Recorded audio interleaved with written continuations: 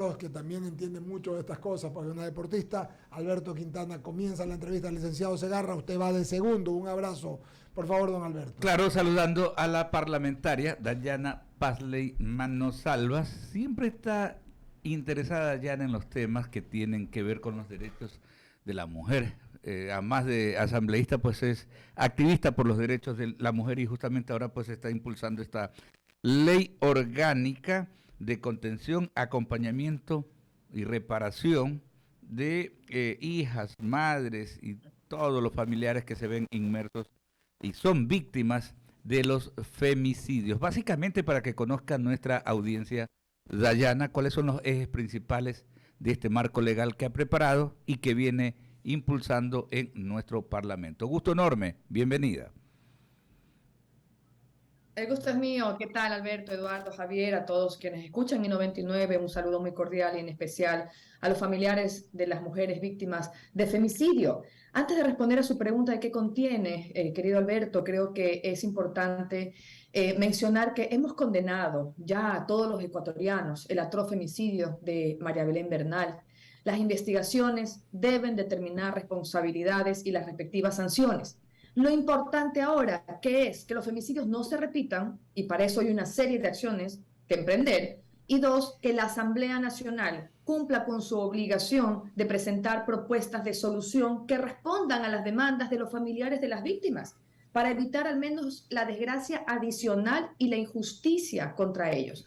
Por eso es que en memoria de las víctimas de femicidio y los familiares, nosotros, el Partido Social Cristiano, hemos presentado una respuesta legal a otro problema que se queda sin atender luego del femicidio y es la reparación a las familias. Es decir, aquello que el Estado tiene que hacer para que los familiares de las víctimas a las que no pudo proteger puedan transitar su duelo, recuperar sus vidas y tener en paz sus corazones. Por eso el título justamente dice que es de contención, que es lo que brinda la ley, acompañamiento desde el instante violento del hecho y reparación transformadora e integral a hijas e hijos que se quedan en situación de orfandad luego del femicidio, a las madres y padres que se quedan a cargo de los nietos, pues, y a los demás familiares, pueden ser hermanas, hermanos, porque las familias en Ecuador somos numerosas y muchas veces vivimos juntas y tras esta tragedia, pues todos necesitan atención, por ejemplo, psicológica.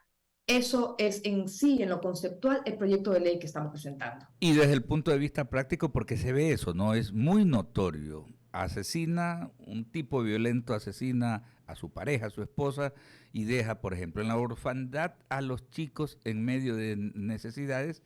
Y siempre, ¿no? Es una constante el hecho de que la familia es pobre, no tiene para poderles dar el sustento a los chicos. Desde el punto de vista práctico, cómo poder darles ese sostén, esa ayuda que necesitan. Y muchas veces, Alberto, los femicidas asesinan a la mujer, que es la madre de los hijos, frente a ellos. O también asesinan a los hijos, como es el caso de Dayana Ortega, que estaba embarazada y que también mataron al hijo en su vientre, pero hay otros niños y niñas que son más grandes y también los asesinan para causarle mayor sufrimiento a la mujer. Ok, ¿qué pasa con ellos? Estos niños y estas niñas huérfanos no tienen pues ya recursos, estos dos sustentos, porque es el papá el que mata a la mamá, para estudiar, para tener acceso a la salud, para tener vivienda. Entonces, les estamos garantizando a través de esta ley becas de estudio, de educación básica, superior, acceso a la salud, no solamente salud general, sino también atención psicológica, psiquiátrica, prioridad para una vivienda. Todos estos son servicios que ya tiene el Estado. Nosotros pagamos impuestos para recibir estos servicios, solo que las familias de las víctimas tienen que ser atendidas de manera prioritaria, ¿no? Entonces, también acciones afirmativas, por ejemplo, de inclusión laboral para los familiares que se quedan a cargo de niñas, niños y adolescentes. Y aquí hay una cosa importantísima que nadie sabe en realidad, porque yo hice un perdido de información a la autoridad, que es el MIES, y de manera inaudita nos revela que el bono que existe actualmente, ya que viene desde el presidente anterior, Lenín Moreno, que lo ratificó Lazo y que le aumentó incluso su monto, se entrega tan solo al 8.3% de destinatarios. No les llega el bono, que es un apoyo económico a los niños, niñas y adolescentes que quedan en situación de orfandad. ¿Y cómo lo sabemos? Pues aquí están las cifras. Miren ustedes, en el Año 2019, de $242,000 que se asignó para el bono, solo se han ejecutado 11,000. Y en el 2020, de $294,000, solo se han ejecutado 26,000. Descubrimos en la construcción de esta ley que se hizo con madres de víctimas, de otras víctimas, y que coincidencialmente, bueno, cae con esta coyuntura, pero no es una respuesta coyuntural. Es un proyecto trabajado desde la academia. Descubrimos que ni siquiera tienen un registro oficial de las hijas y los hijos de las víctimas de femicidio.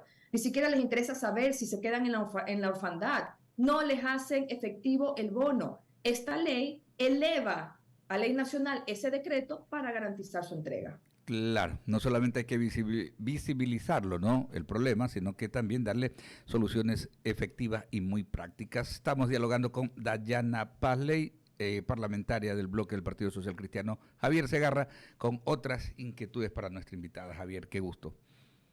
Gracias, Alberto. Buenos días al panel asambleísta. ¿Cómo le va? Buenos días. La verdad que suenan bien estos proyectos. Yo creo que estas iniciativas siempre van a ser importantes. ¿Por qué le digo esto? Porque ayer que conversaba y le entrevistaba al asambleísta Marjorie Chávez, también presentó ese proyecto de ley Mi Primera Infancia. Si no me equivoco, el título como tal, creo que es por ahí anda el tema. A lo que voy, asambleísta, al igual que este proyecto que usted está presentando y el presentado por su colega Marjorie Chávez, de Mi Primera Infancia, cuando este país entienda que hay que establecer políticas de Estado y no estar creando leyes, yo creo que este país va a cambiar. De lo contrario, el trabajo de ustedes, en este caso particular, es bienvenido, porque si no se hace una ley, jamás vamos a esperar que una política de Estado se aplique, no importa el gobierno que sea, porque ese es el problema de este país. Con Mi Primera Infancia, combatir este problema tan serio que es de la desnutrición crónica infantil. Y acá, con lo que usted plantea, es este proyecto de ley que permitirá proteger a quienes de alguna u otra manera se ven afectados. Yo no sé este país cuándo va a salir con verdadera situación de estadista de un gobernante para poder aplicar políticas de Estado y no políticas gubernamentales. Correcto, Javier. Precisamente con la asambleísta Marjorie nos preocupan estos temas que son sociales y que por supuesto son de mujeres. De hecho, pues mi interés en estos temas, como bien lo mencionó Alberto, también no es de hoy, ha sido de siempre. Impulsé la ley que combate la violencia contra las mujeres que no se implementa correctamente, pues caso contrario hubiera menos femicidios porque es preventiva. Usé también la ordenanza de Guayaquil, ¿no? Con el plan estratégico Amiga Ya No Está Sola. Javier, precisamente nosotros necesitamos autoridades que sean sensibles ante esta problemática. Seguimos dándole la espalda a lo que piden las mujeres a gritos, que es prevención, y además, una vez que sucede este crimen atroz de la manera más perversa e inconcebible, cómo nos matan a las mujeres, que las familias puedan tener contención, acompañamiento. Me dijo alguien, pero ¿por qué no reforman entonces la ley para prevenir y erradicar la violencia contra las mujeres? Sencillo, porque esa es una ley preventiva. Esta es una ley que sí reforma el COIP porque sí es punitiva.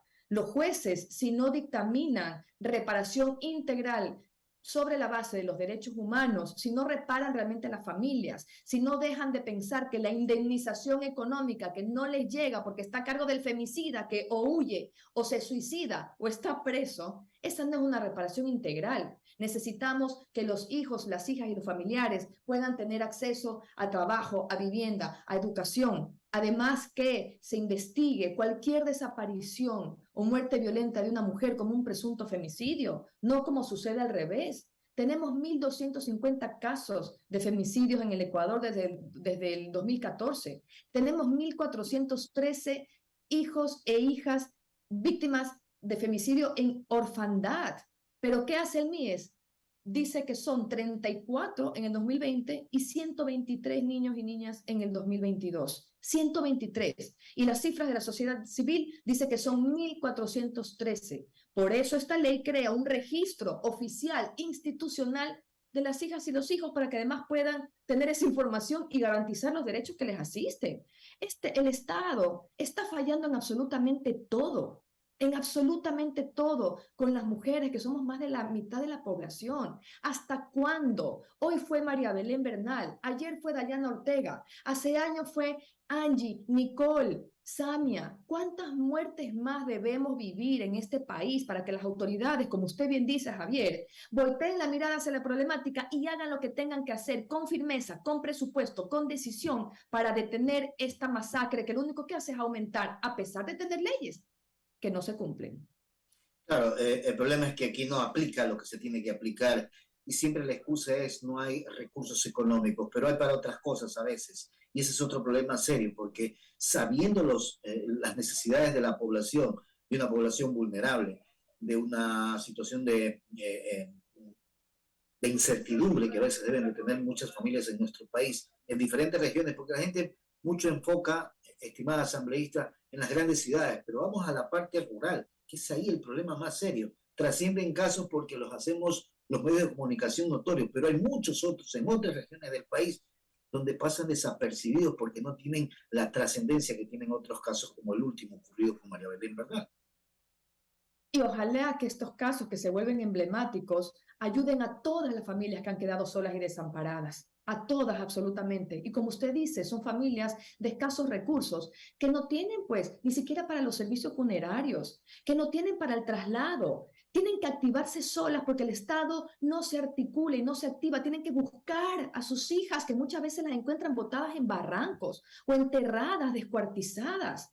No tienen duelo, no tienen paz en sus corazones porque tienen que hacer absolutamente todo. La ley garantiza que se les asigne de manera inmediata un abogado defensor público. Crea un fondo de auxilio inmediato con cooperación internacional para que no digan que hay un incremento en el presupuesto general del Estado, para que puedan precisamente incurrir con esos gastos. En ese momento tan doloroso el Estado no las acompaña, no las acoge. Y algo que la gente piensa es que a ver, primero que esta ley no incrementa el presupuesto porque garantiza que el Estado priorice y reoriente los servicios que como ecuatorianos todos pagamos impuestos para que se nos brinde, que se priorice para las familias víctimas de femicidio, porque no cumplió con su obligación de proteger la vida. Entonces es priorizar los servicios que ya están contemplados, que ya existen, es garantizar el bono que ya tiene pues presupuesto asignado. Entonces no hay incremento, pero a diferencia de lo que comúnmente se cree, estimados, luchar contra la violencia reduce gastos para el Estado. La violencia de género, física, psicológica, cuesta al Ecuador 4.608 millones al año, que es el equivalente del 4.3% de su Producto Interno Bruto. Si prevenimos, entonces no hay pues que incurrir en reparación y en todos los gastos que acarrean estas muertes violentas de mujeres. Asambleísta, gracias de mi parte. En el panel continúa con la entrevista. Son las 9:19. Vea, Dayana, mientras conversamos con usted, ¿no? Esta lamentable noticia ya ha ocurrido. Bueno, esto más bien entra en un asesinato violento, pero y sí me gustaría aprovechar la coyuntura para preguntarle, es lo ocurrido en el sector de Horizonte del Fortín, hace unos minutos nomás, ¿no? Una señora que llevaba a su niño a la escuela fue acribillada. 10 tiros, incluso la directora del plantel educativo de la escuela ha salido herida, porque la directora en ese momento estaba recibiendo a los pequeñines, a los niños, ¿no? Ha salido herida también en este lamentable suceso. Esta es la unidad educativa 3 de diciembre, está ubicada en Horizontes del Fortín. Por ejemplo, en un caso como este, porque imagínense el drama que significa aquello. La madre con el niño, delante del niño, es acribillada. 10 tiros le han dado a esta pobre señora.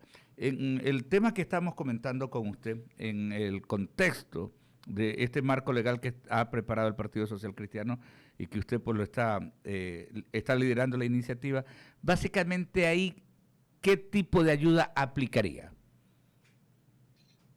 Tiene que investigarse como presunto femicidio. Eso establece la ley, entre las cosas principales, que la autoridad competente, que es la DINASET, toda desaparición o muerte violenta de una mujer sea investigada desde el inicio como un presunto femicidio. Es que las cifras precisamente justifican esta premisa, no como actualmente se hace, que si está desaparecida, entonces primero es desaparición. Por eso las cifras difieren tanto de la sociedad civil que de las fuentes oficiales, porque ya cambiar el delito en el proceso no se logra. Por eso es que son 1.250 muertes hasta el momento, mi solidaridad, cada 28 horas sucede un femicidio. ¿Hasta cuándo? Esa es la pregunta que debemos respondernos. Y a nosotros ¿Cuál es la también. diferencia, Alberto, de muertes violentas? Perdón, solo para hacer Sí. esta precisión.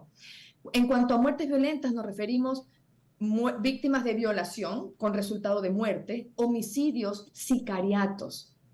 Todo eso tiene que investigarse como presunto femicidio. Y si pues en el camino se descarta esa premisa, entonces cambiarlo, pero tiene que ser investigado de entrada de esa forma, por las cifras que tenemos. El 80% de las mujeres son asesinadas en manos de sus parejas o sus exparejas. Por favor, entonces ya basta de esta impunidad. Nos parte el alma, sobre todo, ¿no? En presencia del niño, qué terrible, y de los otros niños. Los padres aterrados están retirando en este momento a los estudiantes de esta unidad educativa, la 3 de diciembre, que está ubicada en Horizontes de El Fortín. Esto es el sector noroeste de nuestra ciudad. Jaime, ¿alguna consulta para Dayana? Dayana, ¿cómo le va? La verdad es que en estos momentos la reflexión es por qué se da esto o por qué sucede a diario este tipo de delitos. Y la primera reflexión es el procedimiento penal que impide que estos delincuentes sean encerrados en las cárceles, o es realmente los jueces que no saben aplicar las leyes o las herramientas legales que tienen para encerrarlos. Y tercero, realmente si el sistema de cárceles no es adecuado para encerrar a este tipo de individuos que van por las calles o salen inmediatamente después de ser aprendidos, y pues siguen cometiendo el mismo delito sin ningún tipo de sanción, ¿no? Entonces queda en la impunidad el tema, y esa reflexión es la que cae en los asambleístas en un momento dado para buscar la manera, porque más allá de que los jueces no sean los adecuados o que pues obviamente el procedimiento penal, que ahí sí creo que cae en el tema de los asambleístas, es el que se está aplicando y que no permite encerrar o que se siga manejando el tema de la impunidad. No sé qué piensa usted, mi querida Dayana. Es la administración de justicia que no trabaja con enfoque de género. Son las autoridades que no asignan presupuesto suficiente para implementar la ley que previene y erradica la violencia de género contra las mujeres. Que no hay presupuesto, sin embargo, para el caso de María Belén Bernal sí se activó toda la ley, se activó toda la institucionalidad. ¿Por qué? Por el alcance mediático que tuvo, por la presión social. ¿Por qué entonces se quejan siempre de que no hay suficiente personal, de que no hay recursos? Sí se puede hacer. Entonces debería priorizarse esto para todos los casos. Sí hay leyes, lo que pasa es que no se cumplen. Entonces también conocemos que los femicidas o huyen, ¿verdad? O se suicidan luego del acto o terminan presos. Hay una indemnización que les ponen los jueces a las familias de las víctimas como si esa fuera una reparación integral. Pero la indemnización, que va desde $2.000, que se dictó en el caso de la muerte de la madre y la hija, las mató a las dos, $2.000, hasta 50.000, 600.000. Pero no les llega pues a las familias, porque quien debe pagar e indemnizar es el femicida.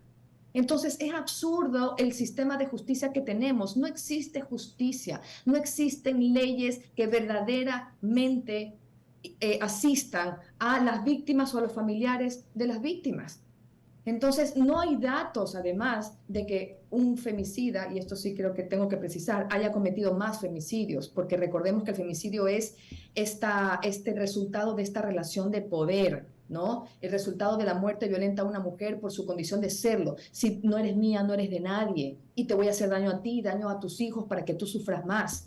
Cuando se detona, cuando hay un anuncio de una separación, entonces matan a la mujer, precisamente no es que matan a varias mujeres, ¿no? Pero sí asusta hablar de ciertas cosas, y hay que tomar en cuenta que tenemos una ley que no es implementada, que en caso de que fuera implementada no incrementarían los femicidios como está pasando, y nosotros proponemos una ley de reparación, que es una ley más específica, con un listado específico de medidas de reparación integral y transformadoras que los jueces tienen la obligación de cumplir en base a derechos humanos, y si no, pues habrá sanciones para ellos. Asambleísta, agradecerle muchísimo por su tiempo, por los conceptos y por dar cuenta, ¿no?, de este proyecto de ley que está impulsando. Que tenga un excelente día. A ustedes, muchísimas gracias por el espacio. Buen día también.